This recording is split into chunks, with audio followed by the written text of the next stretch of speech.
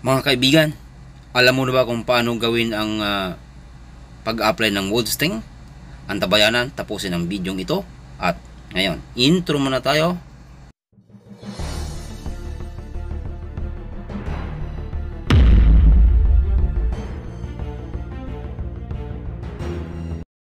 Ayan! Welcome back again dito sa aking YouTube channel, Boss Speed the Painter. At syempre sa araw na ito, meron tayong gagawing backing cabinet backing. At syempre kung bago ka pa lamang sa aking YouTube channel, Boss Speed the Painter, at hindi mo pa na-subscribe ang ating channel, please do subscribe and share syempre. At mag-comment po kayo sa baba kung hanggang saan aabot ang ating mga video. Ayan. Let's start! At syempre, uunahin ni Boss Speed the Painter ang mga grove. Lalagyan muna natin, unahin natin yung grove. Syempre, sa ganitong paraan, malalagyan natin ang mga grove at hindi maiiwan. Dapat mauna yung grove. Yan. Nilalagyan niya na ang grove. Bago natin punasan ng buo yan. Para magpantay ang kulay, hindi na natin babalikan. Kasi pag inuna natin yung malapad, tapos bago yung grove, yun, magkakaroon ng may makapal, may manipis. At yan, bubuuhin na natin siya at dahan-dahan lang sa pagpunas para magpantay yung ano. At saka wag nyo nang isipin yung nasa taas kasi natatakpan yan pag inilagay yan sa likod ng cabinet, yung backing na yan yung pinakahulma, yung nasa ibabaw. So wag nyo nang pansinin yan. Yan. Antabayanan po natin ang aking pupunas ng wood stain. Walnut wood stain ang ating ginamit dyan. At syempre ang ating veneer na ginamit din ay oak.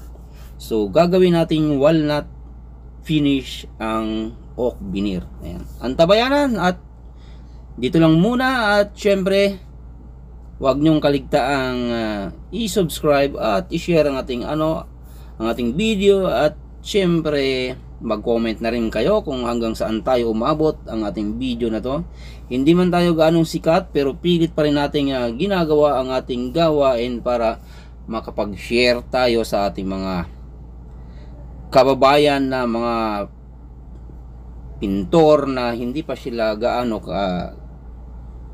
galingan sa pagbabarniz at wood stain. Hanggang dito lang muna ang aking sinasabi.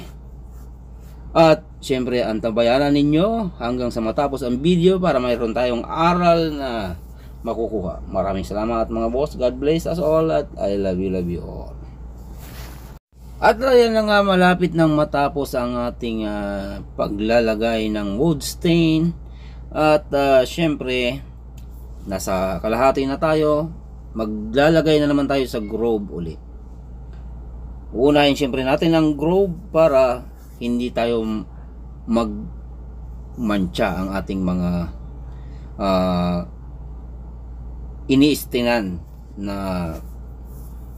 mga kahit anong mga pinto ba yan, mga cabinet ba yan, or mga upuan ba yan, o kahit ano, basta kailangan natin kung alin yung mga singit-singit, yun yung uunahin natin at bago natin punasan ng buo.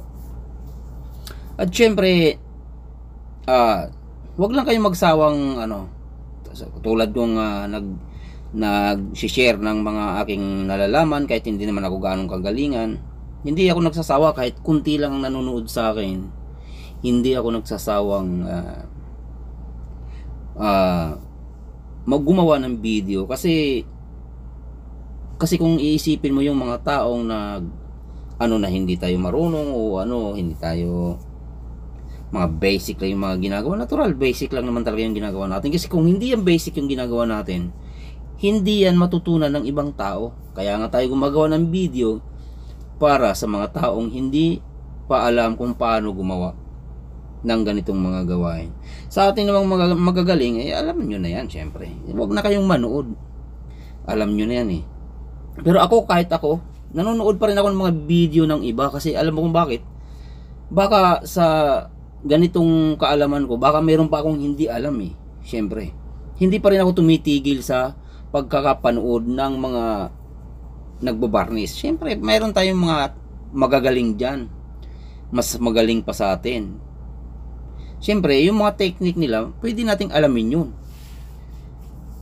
Huwag na nating i-bash yung mga taong mga ganon. Na case hindi, basic lang yan. Alam mo yung mga tao kasi, hindi yan sila natutuwa sa taong may umaangat.